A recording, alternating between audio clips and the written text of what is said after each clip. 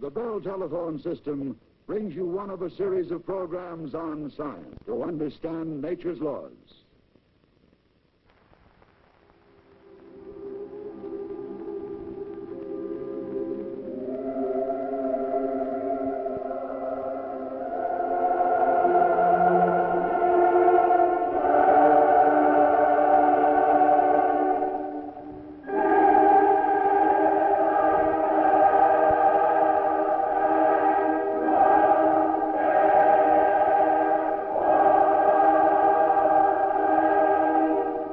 Try that focus again, Jim. Coming up.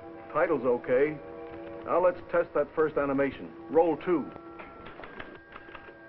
Okay, hold it. Now sharpen the focus. Right. Hold roll 2. Doctor, how was the sun born? Don't know exactly. You're a scientist and you don't know? Could use my imagination, but you're the fiction writer. Imagination? Well, we could ask Mr. Sun himself. Yes, if we had a magic wand. Sure, you've got it. Magic. Your science and my magic. We'll open up our story of our Mr. Sun with a little fantasy. You know, showmanship. Go back into time, show the birth of the sun out of time, stardust. Here, we'll turn back the clock. Ooh, that'll only take you back 12 hours. Oh, well, all right. We'll open up the curtain of our imagination. This'll be our magic screen. Yours will be just for facts. We'll pull back the curtains of our magic screen. We'll dream up a clock.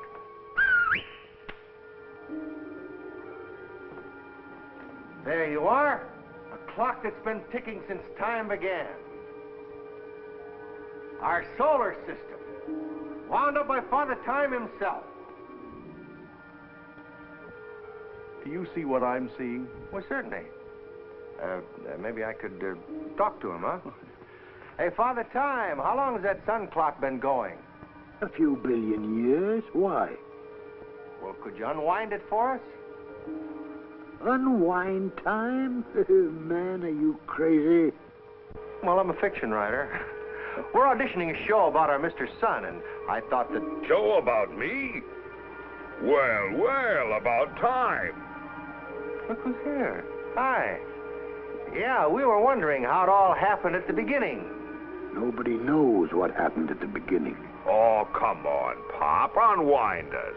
They want to see how I was born. You old hot gas bag, you keep still. Now, don't flip your sickle, Pop. The man says it's just a show. He's a romantic fool. If you want facts, ask your scientists. Oh, we've got Dr. Research here for facts, but what I need right now is something to open this thing up with a bang. You know what I mean? Certainly. My story should be colorful, romantic, not just facts. Here, I'll tell you how it should open. Wait a minute, I'm telling this story. You're just imaginary. Quiet! You want a show, don't you? Go on! Yes, sir? Set the stage for me. Oh, yes, sir. Get an Academy Award ready. Hey, he's taking over. How do you like that? I like it. Let him go on. Music. Lights. Color. Enter Mr. Sun from the East.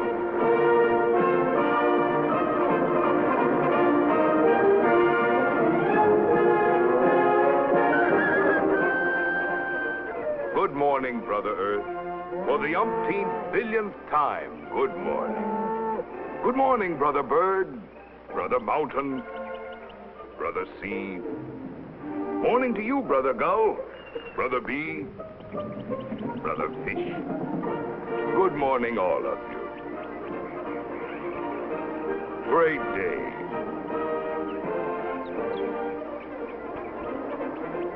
Every day's a great day. You know me as the sun. Of course, what I really am is a star.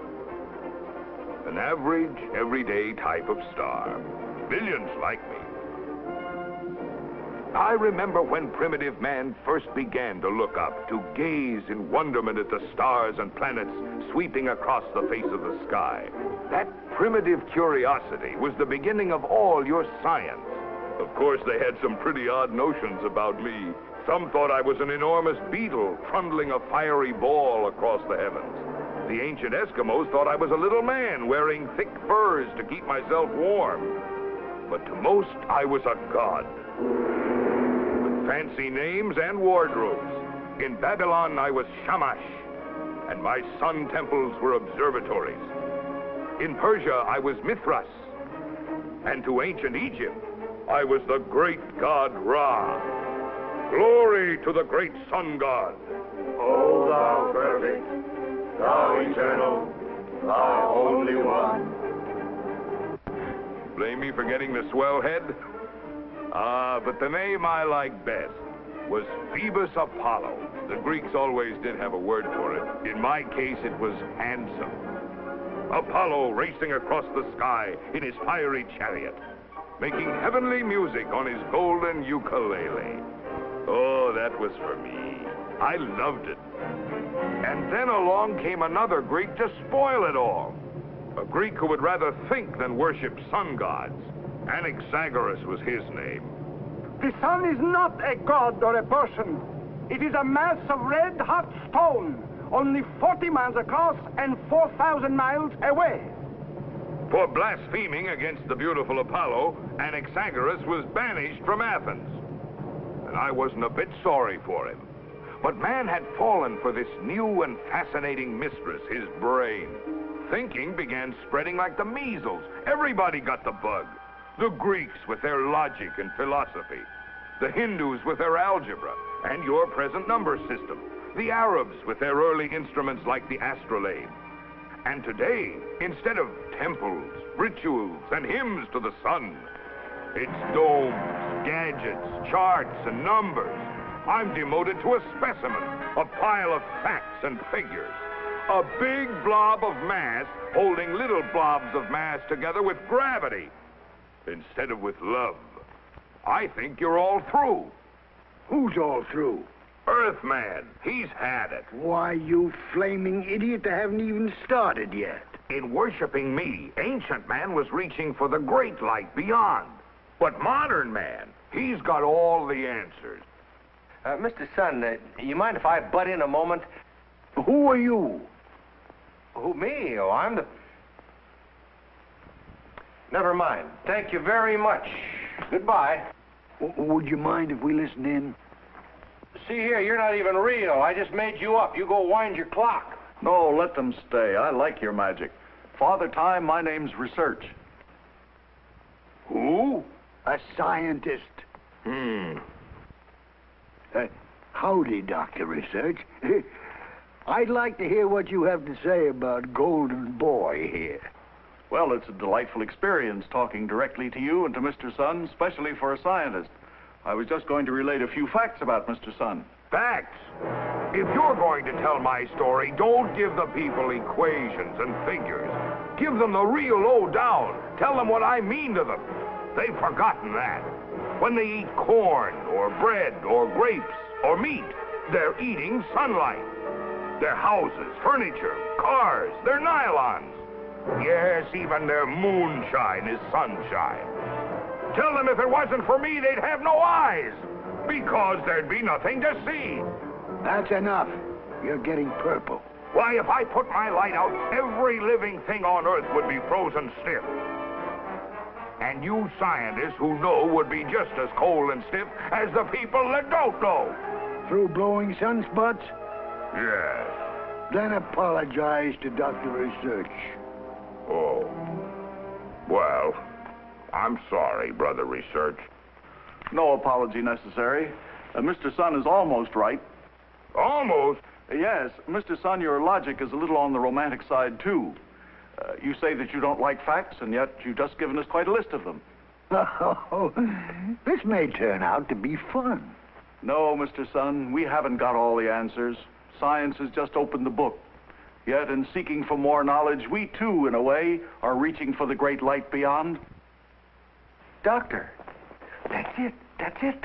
What's it? The gimmick. Come into my office here. We put the show on for him. For the sun? Sure, it's a tough audience. Science shows, son, we're not all through. You get it? Could be boring to him. Could be. You keep your corona on. What science has found out about you is more exciting than any fiction. You stick around, you'll see. But we really don't know very much about him. Oh, we know plenty about it. What about the television people? Never mind them. If this thing goes, we got a real show here. Well, you remember where you come in. I remember the weather, the fuel, And you the energy. cut in on me if I get I'll stuffy. cut in on you, but come on, roll 'em. Roll 2. Here we go. Although Mr. Sun is 93 million miles away, and it takes his light 8 minutes to reach us, he's really quite close. The light from the next nearest star, traveling at 186,000 miles per second, takes over 4 years to get to us. We know Mr. Sun is so large, our Earth is barely visible alongside him. It would take some 340 worlds like beads on a string to make a necklace around his shining sphere. How much does Mr. Sun weigh? 1,000 worlds? 100,000? No, sir. He weighs as much as 330,000 Mother Earths. We also know that Mr. Sun is not solid or liquid, but a fiery ball of hot, glowing gases, consisting of some 95% hydrogen and helium, and a few percent all other elements. We know that this huge cloud of hot gases would expand, float away, dissipate into space, unless gravity squeezed it together into a tight sphere. The gases at the center of the sun are so densely packed by gravity that they're about 100 times heavier than water. And the pressure is around 1 billion tons to the square inch. While at the surface, the gases are so thin, the pressure is only about 1 pound to the square inch. We know, too, that the temperature at the core of the sun is incredibly hot, around 30 million degrees Fahrenheit, while at the surface, it drops down to just about 10,000 degrees. But here's a strange thing. As we go out from the sun into the corona, the temperature goes up again to over 1 million degrees at the outer edges. Tell them why, Dr. Research. We don't know why. You don't? Well, what is the corona, anyway? We don't actually know that yet. Oh? But we do know there's more to Mr. Sun than the shining surface we normally see, which we call the photosphere or sphere of light. Only when the moon moves between us and the sun and covers the photosphere completely in a total eclipse can we see the rest of Mr. Sun's thin atmosphere, the beautiful and mysterious corona. For many, many years, scientists have lugged their instruments to all parts of the globe, chasing eclipses.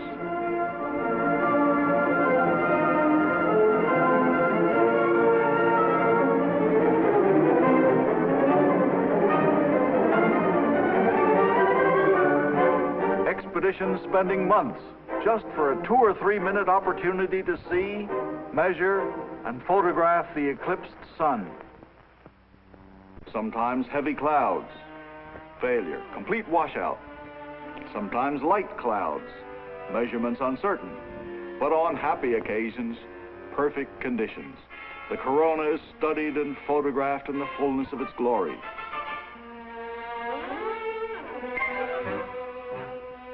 Your corona is most puzzling to us, Mr. Sun.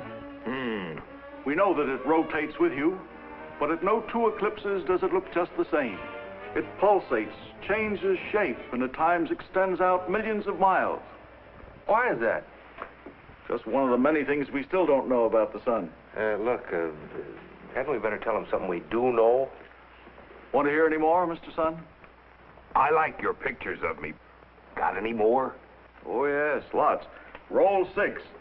The camera's one of our main tools. Now, here's a normal picture of you taken by direct sunlight. It's rather flat. Your face has little expression. But about 60 years ago, Dr. George Ellery Hale of America and Dr. Henri Delant of France conceived this ingenious instrument called the spectroheliograph. It filters out all the light waves except the light from some particular glowing atom, as for instance, hydrogen. Let's look at a normal white light picture of the sun again. Now here, taken at the same time, is a spectroheliogram that photographed only the red light from glowing hydrogen atoms. Now your face is interesting, reveals character.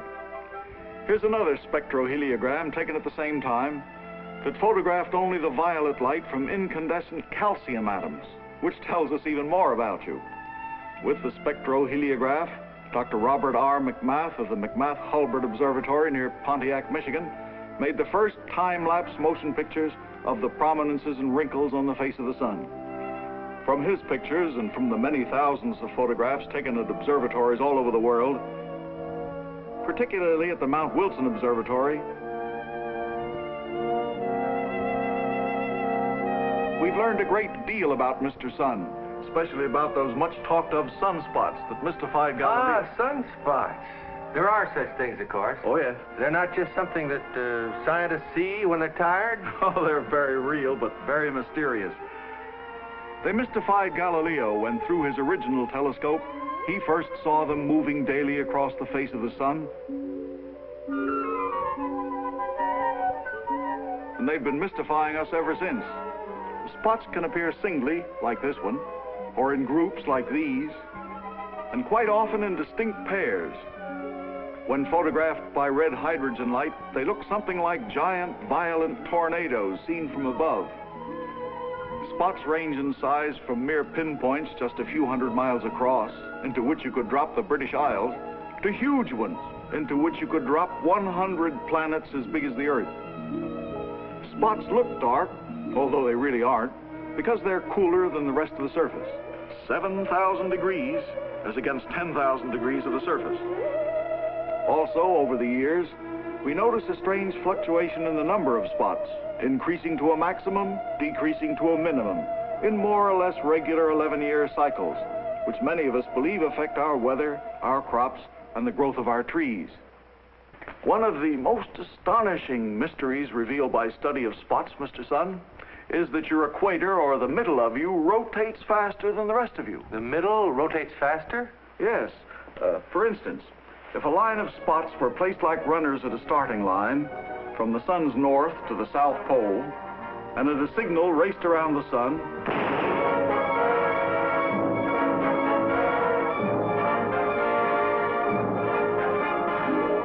they would end up like this. Equator winds in 25 1/3 days. Half north and half south tie for second. Time, 27.5 days. Why is that? You don't know why. Okay. Have you got any more pictures of me? Hey, would it please you to know, Mr. Glory Puss, that you've been photographed more than all the Hollywood stars put together? The most dramatic pictures, roll 7, the most dramatic pictures are taken with a coronagraph, which creates automatic total eclipses whenever the sun is shining. This very remarkable instrument was first constructed by Dr. Bernard Leo of France in 1930. Today, there are improved coronagraphs at the High Altitude Observatory at Climax, Colorado, under the direction of Dr. Walter Roberts, and at the Air Force installation at Sacramento Peak, New Mexico, presided over by Dr. J.W. Evans. The first user of the coronagraph in America was Dr. Donald H. Menzel of Harvard University. What happens in these red hydrogen coronagraph motion pictures in 1 second actually took place in about 5 minutes on the sun. The small sphere you see here represents the size of the Earth in comparison with the sun. Your surface, Mr. Sun, is a stormy sea of violent motion. Small spicules or geysers like these continually burst from blisters on the surface and jet up like little fountains, if you can call 5,000 or 10,000 miles up little. Compare them with the size of the Earth. Big flame-like eruptions like these are called prominences. They're vast clouds of gas that sometimes float idly, at other times shoot out at thousands of miles per minute, as if they never heard of gravity. Sometimes they rise in graceful ribbons or tangled streamers. Beautiful, beautiful. Some surge up like gigantic geysers. Others flow sidewise and downward, at times forming natural bridges. Portions of the prominences may even break off and go floating away, as in this picture. But the baffling part is that most prominences flow downward, gases materializing from seemingly nowhere and flowing down into sunspot areas for days at a time. Coronal rain, it's sometimes called. Where does it come from? Oh, of course, when it rains on Earth, we don't actually see the rain go up either. We only see it come down, although we know it evaporates up from the 7 seas. But where coronal rain comes from, we can only guess as yet. Give him the whopper, Doc. Biggest solar explosion ever recorded. Greatest photographic shot in history. On June 4th, 1946, a great arch of gas, hundreds of times as big as the Earth, rose up at a speed of 400,000 miles per hour. The arch expanded clear out of range of the instruments at climax in less than an hour and a half. I remember that one. Sure blew my top that day. Yes, we heard you. Roll 15. You heard me. Oh, yes, we hear you every day. You not only send us light waves, but you broadcast radio waves, which we are able to pick up quite clearly at special radio astronomy stations, which receive radio signals from outer space. Here's a sample of the radio message you send us on one of your noisier days.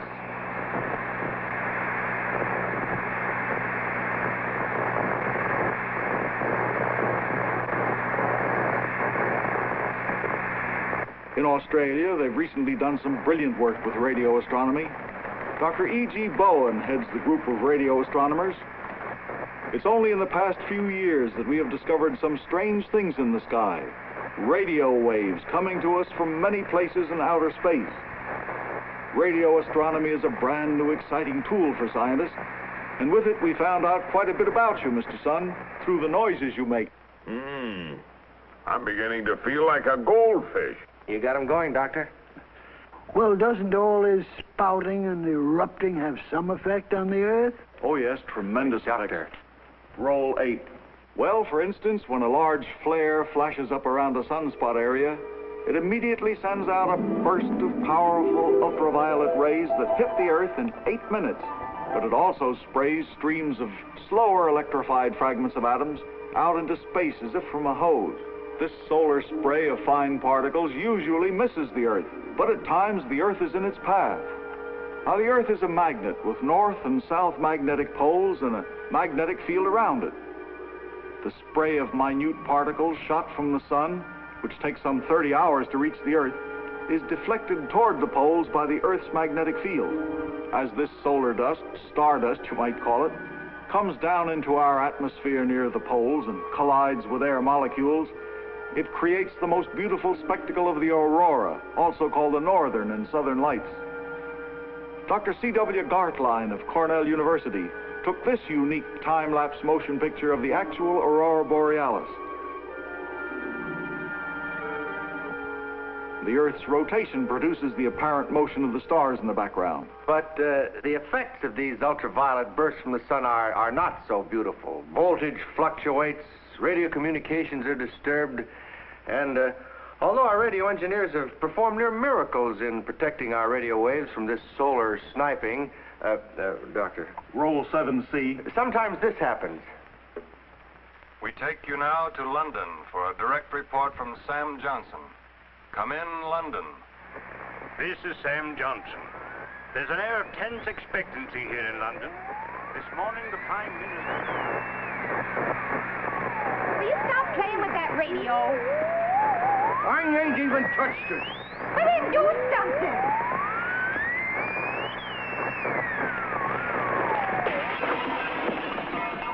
That was the momentous statement the Prime Minister read to us this morning. And now, back to New York.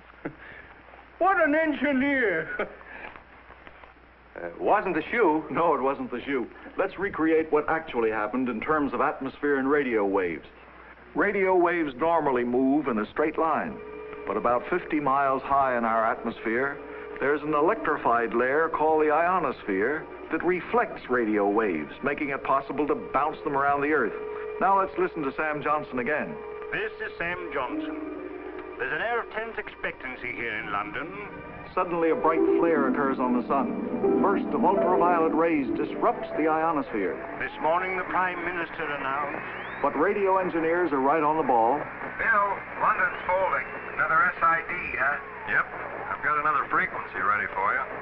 Not yet. Wait it out a minute. An SID means a sudden ionospheric disturbance, which is unpredictable. But usually in a matter of minutes, the ionospheric layer reforms again. And that was the momentous statement the Prime Minister read to us this morning. And now back to New York.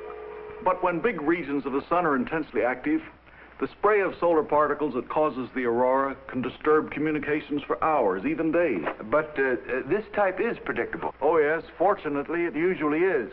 And since radio communication is so vital to the services, airlines, radio stations, telephone companies, ships at sea, recently observatories all over the world have begun to keep watch on the sun and make up a worldwide radio warning service. At the High Altitude Observatory at Climax, Colorado, at the Air Force Observatory at Sacramento Peak, at Kodaikanal, India, in Japan, in stations all over the globe. Observers keep tabs on you, Mr. Sun, and send in information to the central collecting agencies, such as the Radio Storm Warning Service of the National Bureau of Standards, where men under Alan Shapley analyze the data and try to predict when the solar storm will strike the Earth, especially the vital North Atlantic communication lines. Then, by radio, by teletype, by phone, the warning goes out. Severe magnetic storm will affect North Atlantic circuits. Lower frequencies or use southern routes. That's fine. But, Dr. Research, what has puzzled you scientists most about the sun? Roll 9. Oh, yeah. Even I can give you that in one word. Energy. This lady's parasol has 1 1/2 horsepower of sunshine continually poured on it. Enough to run her washing machine, sewing machine, refrigerator, and vacuum cleaner.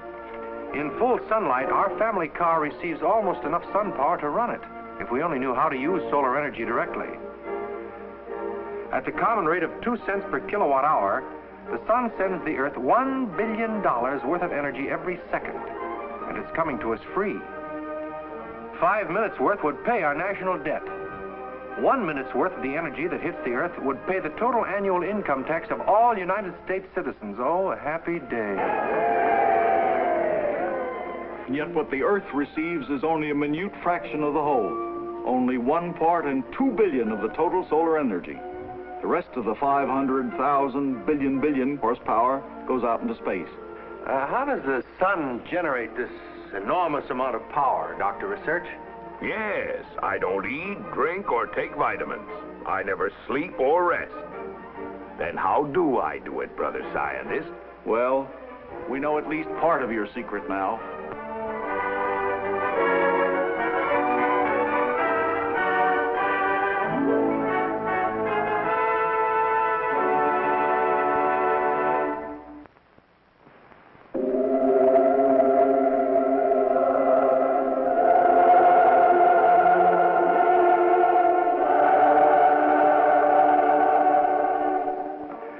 Answer not only to your energy, but to what makes other stars in the universe shine. Thermonuclear reaction. It's the key word that wound up the universe. Thermonuclear. 8 to 5, they've made a hydrogen bomb. We certainly have, Mr. Sun. And the news rocked the world. But with you, it's old stuff.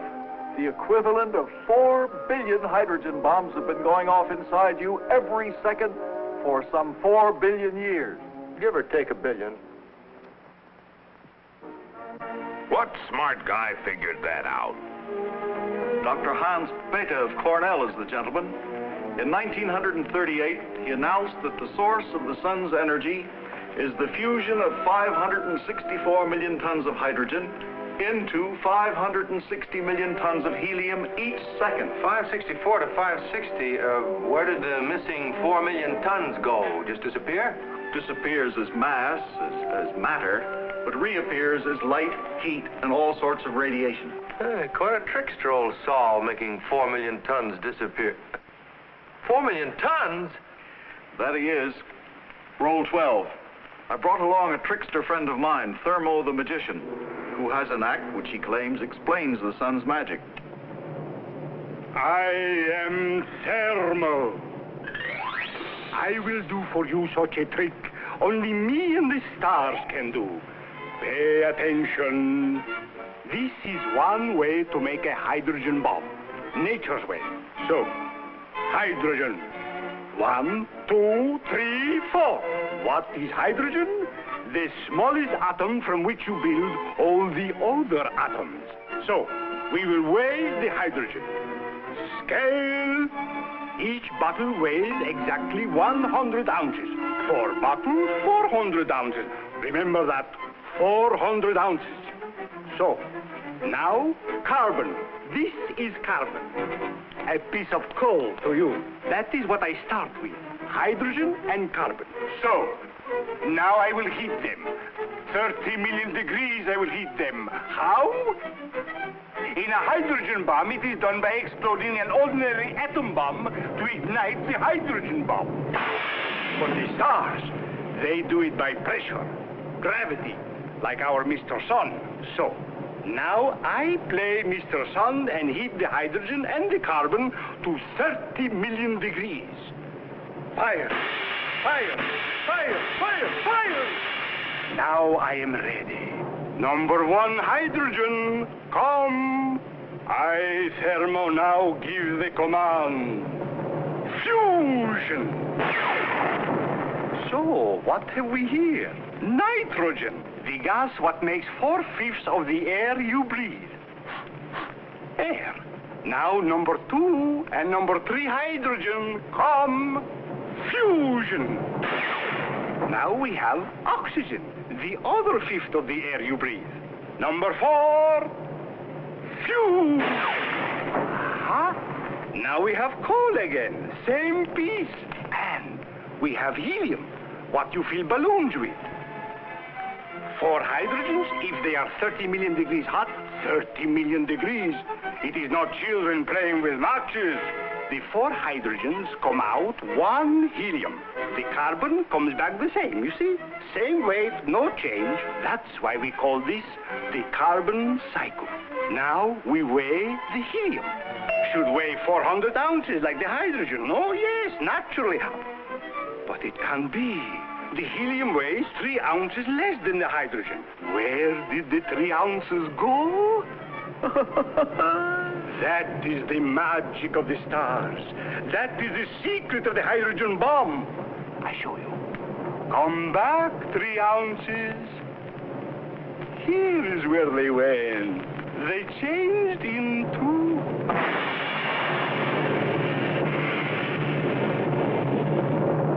Now, the energy in those 3 little ounces that completely disappeared as matter, that energy is enough to raise the Empire State Building 2,500 miles high.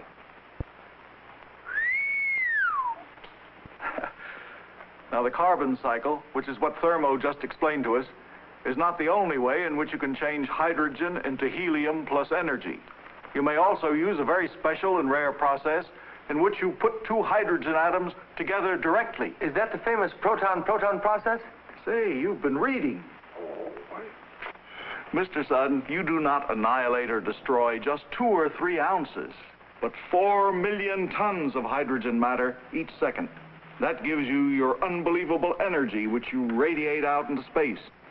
We think that originally you were a great loose cloud of gas, mostly hydrogen, being contracted by gravity. As you were compressed, the temperature went up, just as the air in a bicycle tire gets hotter and hotter as you pump it. Finally, the temperature in your core reached the necessary 30 million degrees needed to trigger the thermonuclear reaction. Presto, the furnace was lit, never to go out again as long as you live, Mr. Sun. The hydrogen began burning into helium and energy. Gravity tries to compress you, burning hydrogen tries to expand you. And the 2 forces just balance each other. Oh, it's perfection itself, a furnace made of its own fuel, an immense continuous hydrogen bomb operating at an even heat for billions of years. What a wonderful invention you are, Mr. Sun. Which brings up a point. How long before he runs out of this here now hydrogen fuel? Oh, he still has about 98% of his fuel left. But 50, 100 billion years from now, Mr. Sun, you'll perhaps run out of fuel. You'll expire, go wherever good stars go. We'll go with you because as you go, we go. You see, you're not just a big blob of hot mass to us. You're the head of our family. We want to know more about you. We depend on you for our very existence. Yes, in fact, we're depending on you heavily for the solution of two of man's biggest problems. Well, at last I'm being appreciated. What did you say your name was? Dr. Research, you big... What are those two big problems you spoke of, Dr. Research? The first is the age-old problem of food. Roll 5. And boy, the number of mouths that need food keeps increasing. In 1650, after 25,000 years of man, our population had reached 500 million.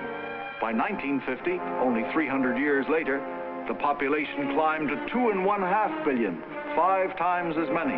Out of all the human beings who ever lived, 1 out of 20 is alive today. 1 out of 20 alive today? Isn't that amazing? We never had food enough for all in the past.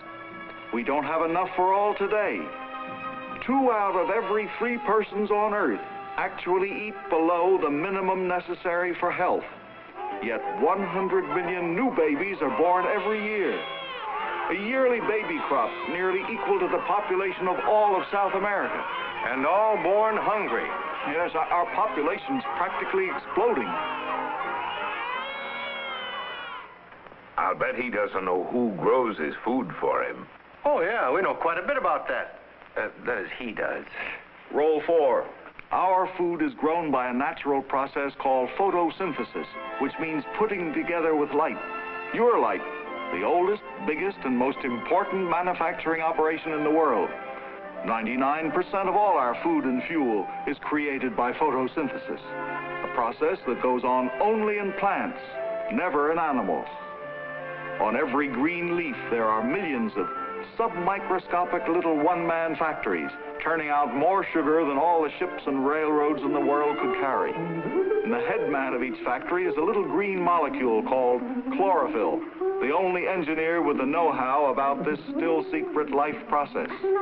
Chlorophyll is so small and so secretive that not even the most powerful microscopes can spy on him.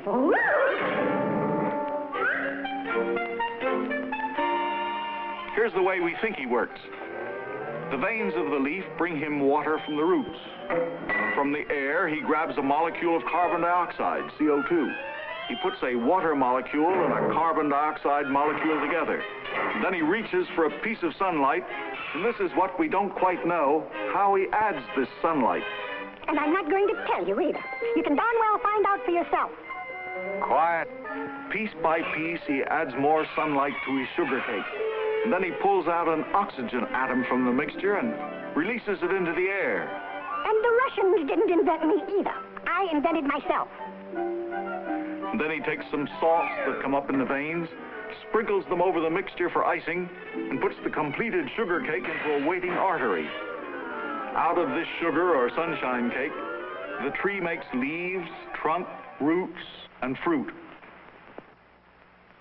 In the sea, chlorophyll produces even more food than he does on land. The whole surface of the seas is teeming with billions of tons of a minute single-cell vegetable called phytoplankton. These, in turn, are eaten by countless, almost invisible little animals called zooplankton, which are eaten by little fish, which are eaten by bigger fish, which are eaten by still bigger fish. Yes, all fish are ultimately made of chlorophyll sunshine cake. And when we catch them and can them, we're catching and canning sunlight. In fact, all animals feed on sunshine cake in one form or another.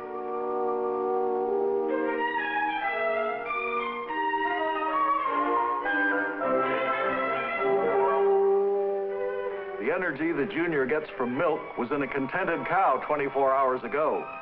And 24 hours before that, the same energy was in clover, which had absorbed it from sunlight that had come 93 million miles in 8 minutes from the surface of the sun, but had taken 20 million years to find its way to the surface from the sun's central furnace.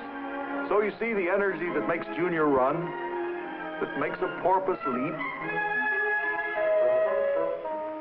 and makes me talk so much, That energy is hydrogen that burned in your central furnace long, long before man walked the earth. You know, Brother Research, I'm beginning to like you. Do all the people know these things about me? No, that's why this program. What's the big hitch in the food problem? For one thing, chlorophyll is too slow. Take any acre of forest or vegetables. The amount of sunshine converted to plant food averages only 2 tons of vegetable matter per year. But if all the light you send us could be used by chlorophyll, we could raise 2,000 tons of food per acre per year. A little chlorophyll may know the big secret, but he's awfully inefficient. Who's inefficient? I just make sugar. Can I help it if those silly trees build trunks and branches and roots out of it that you can't eat? What you're looking for is a plant that's all fruit. Oh, there is such a plant. All edible, too. And it multiplies faster than rabbits. But you scientists are too dumb to find it. There you are, Mr. Man. Find the plant. Oh, we found it already, Mr. Sun. Roll 10. Found it in freshwater lakes. A kind of green algae called chlorella. A tiny one-celled plant that has learned the mathematical trick of multiplying by dividing. Each cell gives birth to from 4 to 16 daughter cells, which all grow up and repeat the process. Chlorella contains fats, carbohydrates, and up to 50% proteins, and is all edible. All fruit, as Mr. Chlorophyll would say. All over the world, scientists are doing research on chlorella. In Japan, Dr. Hiroshi Tamiya of the Tokugawa Institute has done some of the most interesting and practical work. For there, food is definitely a problem. Into these troughs, water containing chlorella cultures is pumped. Nutrient salts are added. The troughs are covered with plastic sheeting to let in sunlight, while extra carbon dioxide is bubbled into the solution. When the culture becomes intensely green, the chlorella crop is harvested. After washing and drying, the fine powder looks like green flour. Mrs. Tamiya, wife of the director, has added this to regular flour and made excellent biscuits and cakes out of it. If these processes ever become practical, underfed populations may have a new, rich source of food. Yes, indeed. An acre of chlorella can convert sunlight into some 20 tons of plant matter against 1 or 2 tons of an ordinary crop. But there's a second great problem facing us eventually.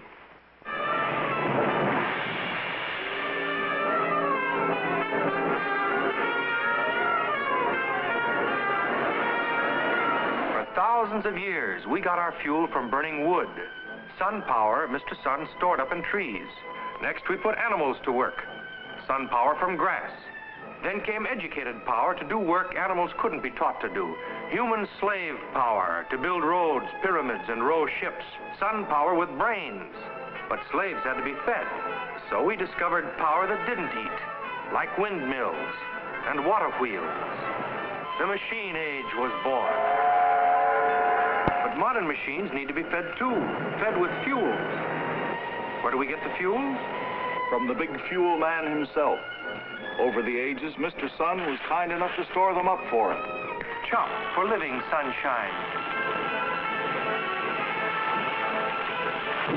Dig for fossil sunshine.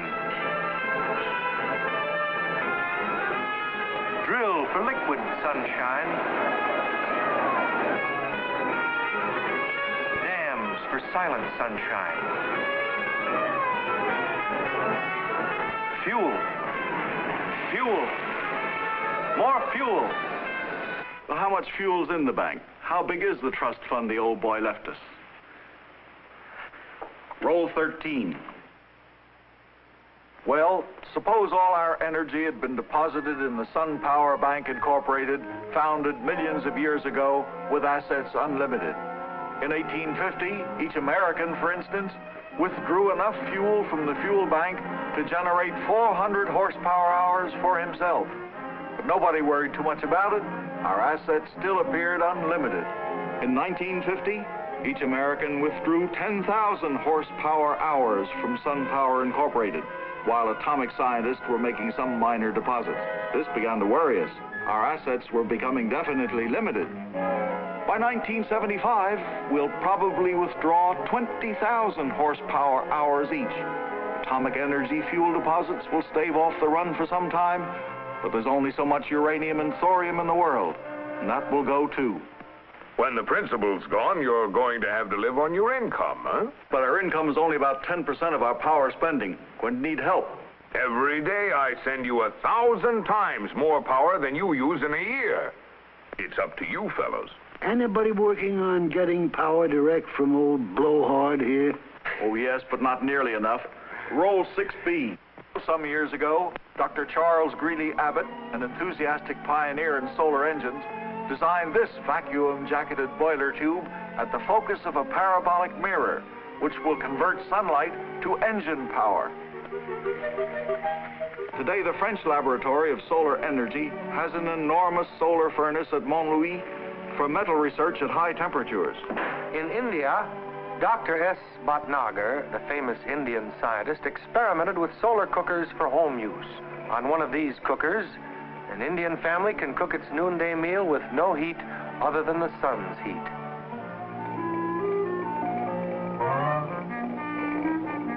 Some other ways depend on glass. Sunlight coming through a window heats up everything in the room, but heat radiated back from furniture and floor is long heat waves which the window glass stops from going back out, thus trapping the sun's heat. Is that why greenhouses covered with glass are warmer inside than the air outside? Right. That's why your closed car gets so unbearably hot standing out in the sun. Dr. Maria Telkes has designed a model house in Massachusetts in which solar heat is ingeniously collected, stored, and distributed throughout the whole house. Now, these are more or less well-known mechanical ways of using sun power directly. There's exciting research going on with some brand new ways. You think Mr. Chlorophyll was pretty smart with his tricky sunshine cake that makes food out of your sunlight? Well, the science boys have come up with a sunshine cake that makes electricity out of your sunlight. Oh, yes. You mean the solar battery? Yeah. That's hardly even a cookie yet, let alone a cake. Doc, that's big news. Well, the solar battery. Now, held in the sun, this thin little cell, a sunshine wafer we might call it, produces a usable amount of electric current out of the sunlight that falls on it. It was cooked up out of basic research at the Bell Telephone Lab by 3 scientists, Darrell Chapin, Calvin Fuller, and Gerald Petersen. You know, although this is quite expensive at the moment, the simplicity of this sunshine wafer is startling. I want bake one for old Glory Puss, Doc. I'd be delighted. Well, get him. Old pastry cook research. The recipe for this solar wafer sounds just like a vacation. Just sand and sunshine. Thank you, son. Plain old sand is composed of silicon and oxygen. Its Sunday go-to-meeting name is silicon dioxide. Separate out the oxygen in the bits of seaweed, bottle tops, and other odds and ends, and we have left a metal, silicon. Ah, but our silicon must be pure silicon. So we purify it until it's as pure as the driven snow. Now melt the silicon and add just a pinch of arsenic for flavor. Mix thoroughly and cool until it crystallizes. Then from the arsenic-flavored silicon roll, slice off a razor-thin wafer. Put the wafer into the oven. Fill oven with a boron gas and bake to white heat. And the boron cooks into the surface, forms an extremely thin icing over the wafer. Remove finished wafer. Connect one wire from electric motor to boron icing and the other wire to the wafer itself. Expose wafer to sunlight. Presto! The motor starts running with the efficiency of an automobile, and nothing is used up but the sunshine, which is free. Ain't that something? Well, I'll be darned. So you see, in a solar battery, it's energy from the sun that moves the electricity, which in turn rotates motors.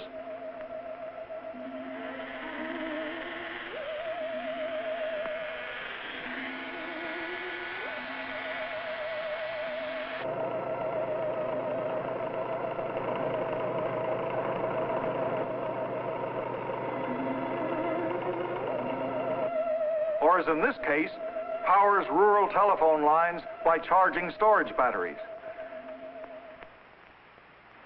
But the solar battery isn't all. There's other important research in changing sunlight into power. Dr. E.I. Rabinowitz has put together a chemical cell that'll change light waves into electric current. But storing sun power for night use is a big part of this energy from sun problem. Well, Dr. Lawrence J. Haidt of MIT is experimenting with a process in which sunlight decomposes water back into oxygen and hydrogen, the hydrogen being a storable fuel. Another possibility, phosphors are chemical powders that absorb sunlight and can give it back slowly in the dark. I read where Westinghouse engineers predict a wallpaper containing phosphors which will absorb daylight during the day, then glow for hours after dark. A city painted with phosphor paint of the future might glow all night. These are some of the processes that are being researched on a small scale today, Mr. Sun. But our engineers can't turn the wheels of industry on little wafers. They'll have to build efficient generators that spread out over acres, even square miles, to compete with the cheap coal and oil still available to us. But, Doctor, what about atomic power? Oh, great hopes for it, of course. Especially now since atomic plants can make their own fuel with so-called breeder reactors. Some even dream of imitating the stars, getting power from hydrogen fusion. But if dreams fail, the answer must be sun power from our Mr. Sun. What if you don't find ways to use my free sunshine for fuel? Then the machine age is over. We'll have to go back to muscle power and the 500 million population that muscle power alone can support.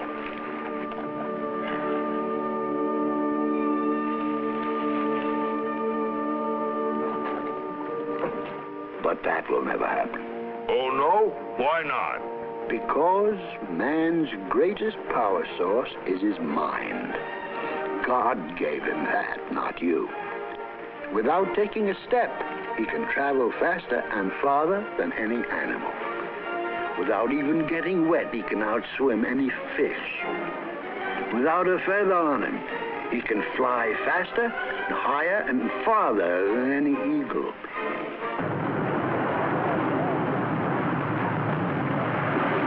He can send his eyes and ears hundreds of miles into space where he's never even been. And he's pried open the secret of the atom that he's never even seen. When his fuels run low, man's mind and imagination will meet the challenge and invent undreamed of ways to use the free sunlight God showers down upon him. Just remember, somebody must love you very much. That planet that you live on is not like all the rest. You're blessed with just the right size, the right temperature, the right atmosphere, the right composition. Everything just right to produce the biggest miracle of all, life. So go ahead. Ask, inquire, seek the truth. It's right that you should know, or the good Lord wouldn't have given you that driving curiosity. Measure the outside with mathematics, but measure the inside with prayer. Prayer is research too. Study man as well as the world. So keep on pitching. The best is yet to come for you. I predict man's next great adventure will be the Sun Age. When that happens, you will be rich beyond all dreams. I predict great sun cities built on desert wastelands where everything is run by sunlight. I predict... Oh, sure, that's fine. But suppose I begin cutting up, then what? You won't. But if you did, man has migrated many times before, and he'll do it again if he has to. Hey, if you make it too hot for him on Earth, man is capable of conceiving a way to move the whole kit and caboodle to greener pastures on some other planet.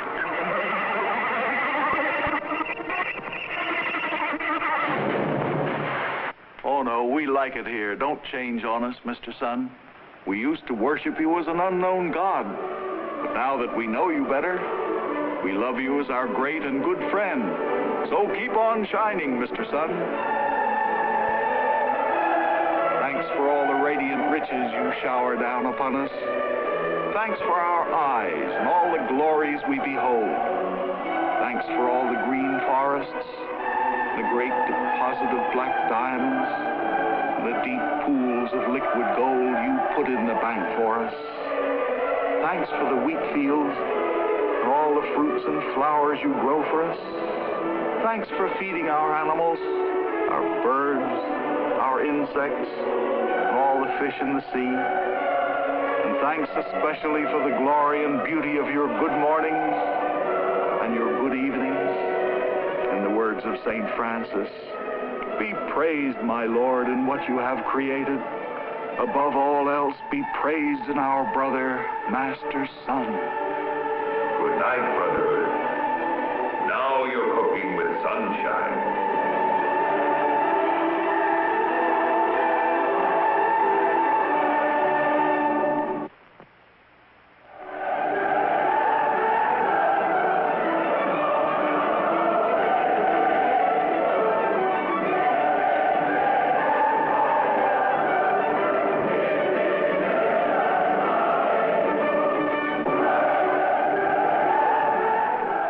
Telephone System takes pride in bringing you this program in its series of shows on science. We wish to express our gratitude to the distinguished Board of Advisors who guide the choice and treatment of scientific matter for the series. For the program you have just seen, our thanks to the special advisors who have suggested and checked the scientific material. The Bell Telephone System is indebted to all these men and to many institutions for the generous support they have given this venture in public education through entertainment.